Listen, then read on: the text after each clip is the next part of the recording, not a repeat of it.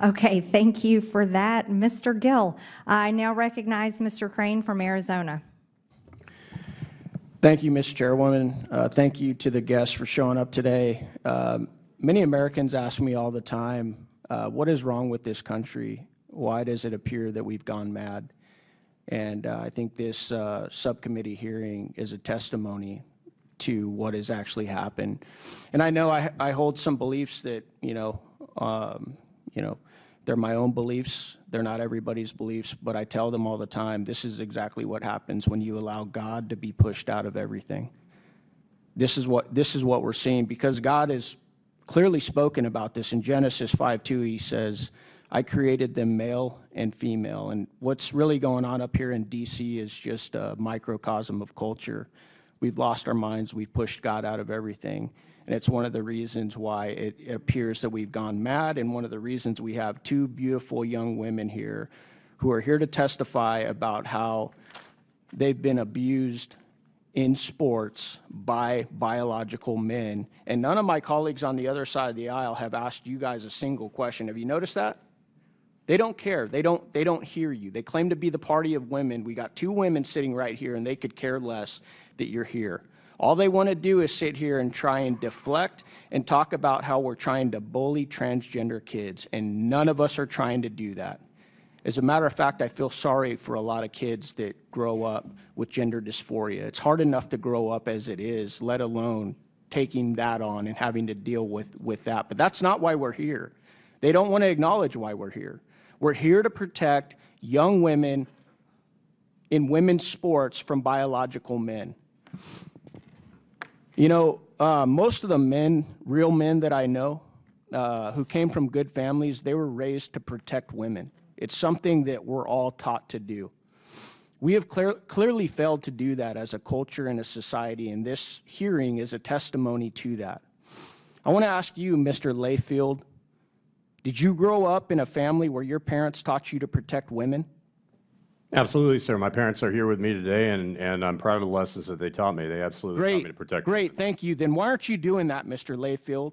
Why aren't you protecting women? Because we got two sitting right next to you who will tell you that not only are you not protecting them, but you're depriving them from participating in sports and everything that goes along with that. Why aren't you protecting women?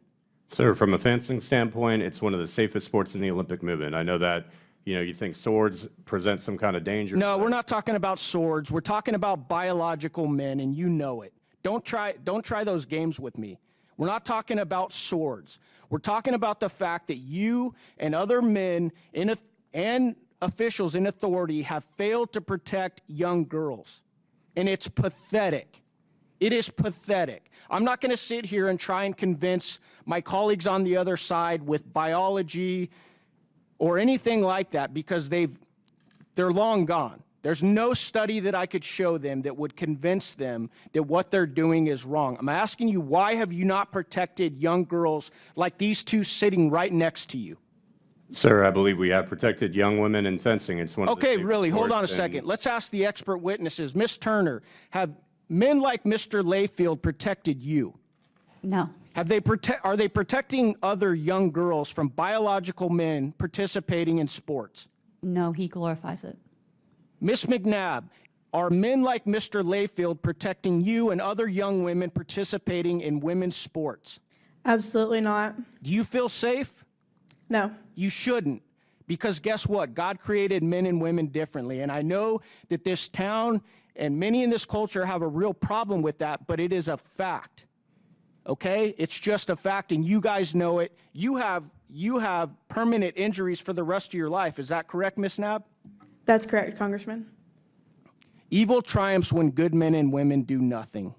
Not only have you done nothing to protect these young women, but you've actually sided with policies that are destructive to young women's sports. You said you have a daughter, Mr. Layfield? I do, sir. That's sad, man.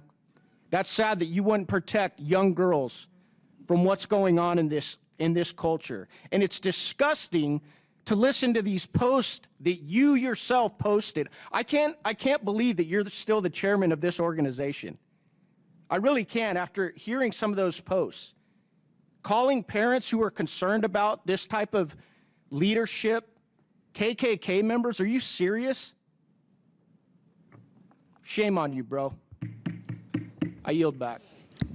The gentleman yields. I now recognize